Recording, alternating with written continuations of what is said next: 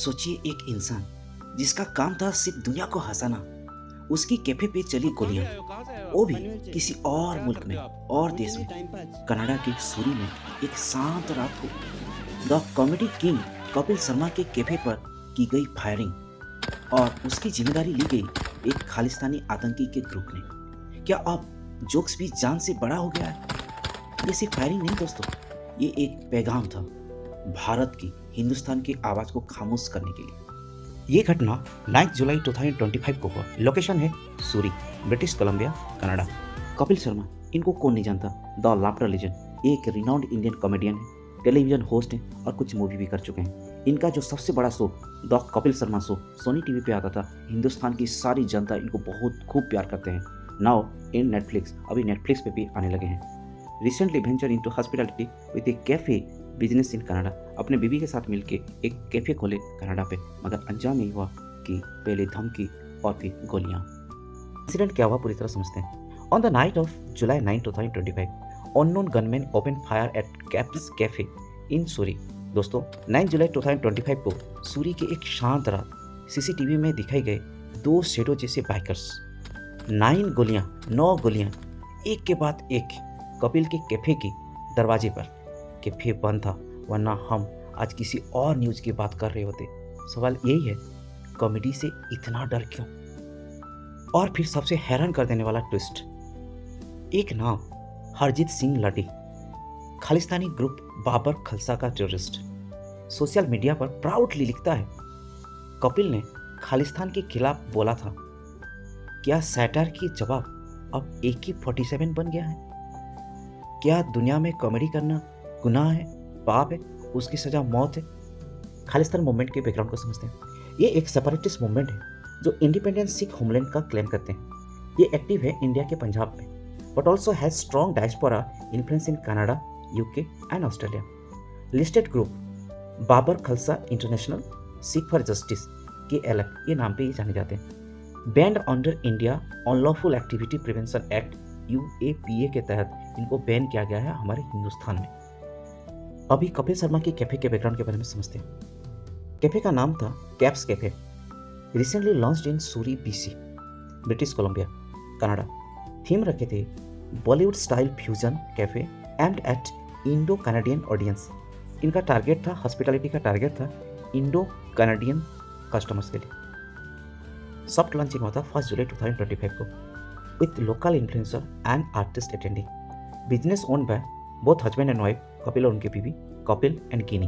First overseas venture इनका था। दोस्तों सोचिए 1 जुलाई 2025 सूरी में खुला कैप्स के कैफे, बॉलीवुड वाइब्स, पंजाबी तड़का और फैंस की लाइन। सिर्फ 9 दिन में कैफे बन गया ट्रेंडिंग में। और 10वीं थी, हाँ दोस्तों 10वें दिन बन गया टेररिस्ट के टारगेट लिस्ट का आइटम नंबर 1। क्या सिर्फ इसलिए क्योंकि ओनर है एक Indian superstar legend laughter king Kapil Sharma? Incident के बाद कानूनी कार्रवाई क्या हुआ इसको समझते हैं। Suri RSMP launched a full scale investigation. RSMP stand for royal Canadian mounted police.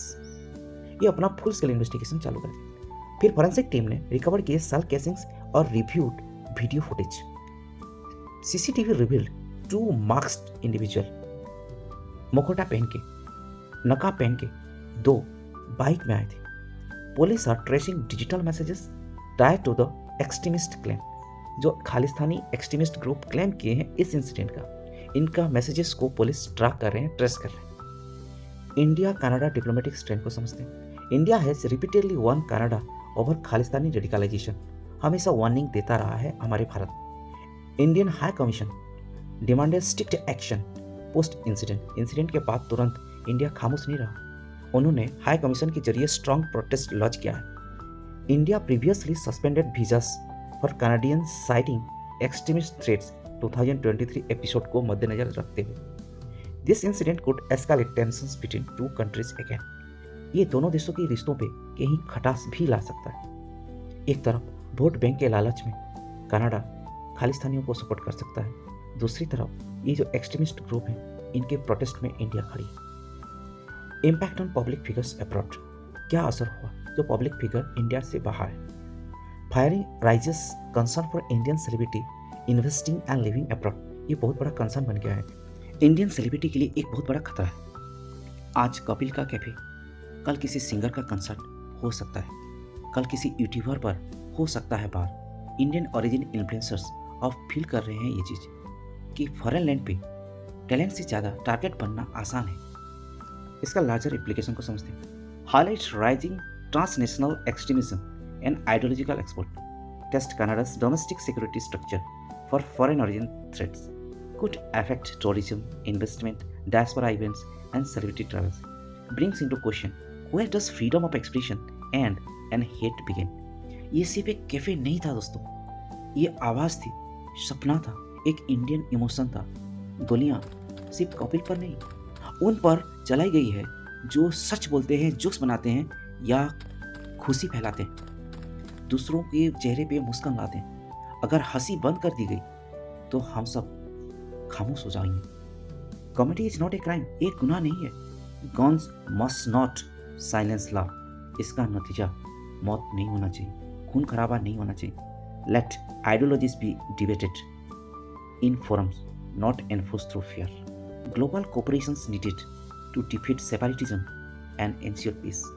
विश्व शांति के लिए सारे देश को इकट्ठे होकर इनका मुकाबला करना पड़ेगा। Kapil Sharma has not yet made a formal public statement. His fans await his voice, not silenced, was strong and smiling.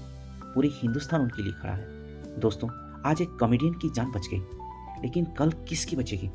Terrorism का फेस सिर्फ जंगल में नहीं, अब वो कैफेज, सोच और फोन्स के स्क्रीन पर भी आ गया है।